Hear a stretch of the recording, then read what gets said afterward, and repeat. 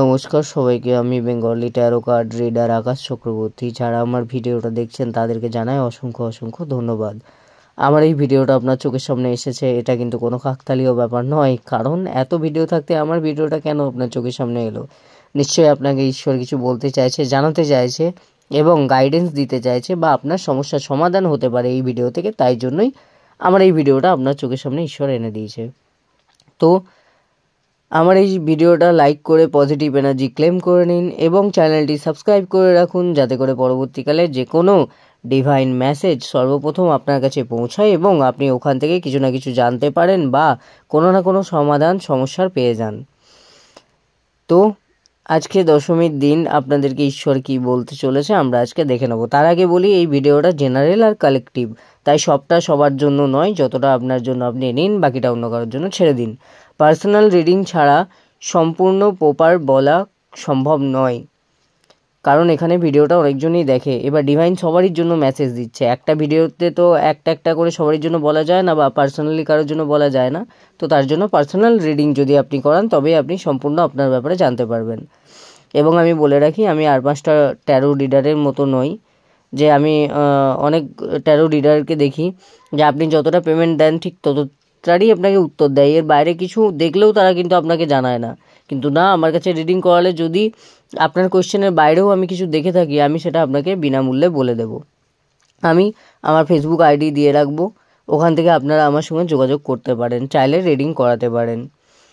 তো আজকের আমি দেখছি যে ঋণ হয়ে গেছে আপনাদের এখানে, যারা ভিডিওটা দেখছেন তাদের মধ্যে কারো ঋণ হয়ে গেছে, ঠিক আছে?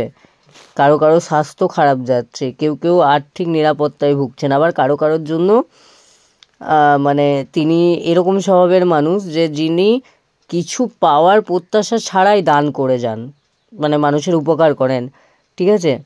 তো তার জন্যও আজকে আমরা দেখব। প্রথমে বলি, যারা ঋণ পরিশোধ করতে পারছেন না তাদের প্রধান আপনাদেরকে বলা হচ্ছে যে আপনারা প্রধান কাজে ফোকাস করুন। আপনি যে কাজটা করেন সেটাতে ফোকাস করুন, অন্য কোনো দিকে আপনি বিভ্রান্তিতে পড়ে যাচ্ছেন, বিভ্রান্ত হয়ে যাচ্ছেন, আপনি সিদ্ধান্ত নিতে পারছেন না। তো সেখানে বলা হচ্ছে এইসব উল্টো পাল্টা ভাবনা চিন্তা ছেড়ে দিন, বিভ্রান্ত হওয়াটা বন্ধ করুন। এবার আপনি আপনার প্রধান কাজে ফোকাস করুন, তাহলে আপনার ঋণটা পরিশোধ কিন্তু হয়ে যাবে। আপনার ভারসাম্যের দরকার, ঠিক আছে? আবার কিছু মানুষ দেখছি আর্থিক নিরাপত্তায় ভুগছেন, ঠিক আছে? তাদেরকেও বলা হচ্ছে যে আপনারা পরিশ্রম করুন, কঠোর পরিশ্রম করুন। আপনারা নিজের মানে যে কাজের সঙ্গে জড়িত সেখানে কঠোর পরিশ্রম করুন, ঠিক আছে? আপনাদের এই যে আর্থিক নিরাপত্তাটাও কেটে যাবে। এবং যারা ঋণ দেনায় ভুগছেন তাদেরকে বলা হচ্ছে আপনার শরীর এবং আত্মাকে সংযুক্ত করতে আরও সময় ব্যয় করুন। মানে শরীর আর আত্মা বলতে এখানে বোঝানো হয়েছে যে ধরুন আপনার মন বলছে যে না, আমার এই কাজটা করা দরকার, এক্ষুনি আমি করে দিই, কিন্তু আপনার শরীর সেই কাজটা করতে পারছে না, আপনার শরীরে সেই ক্ষমতাটা নেই, ঠিক আছে? আপনার স্বাস্থ্য যাদের খারাপ যাচ্ছে তাদের ক্ষেত্রেও এটা দেখছি আমি, যে তাদের শরীর মানে কাজ নিতে পারছে না, কিন্তু তাদের মন বলছে, যে আত্মা বলছে যে না এই কাজটা আমি এক্ষুনি করে দিই, তাহলে হয়তো দুটো আমার পয়সা আসবে, বা আমার দুটো ভালো হবে, বা আমার ঋণ পরিশোধ হবে, ঠিক আছে? তো আপনাকে বলা হচ্ছে যে আপনার শরীর আর আত্মার আরও সংযুক্ত করতে আপনাকে আরও সময় দিতে হবে, ঠিক আছে?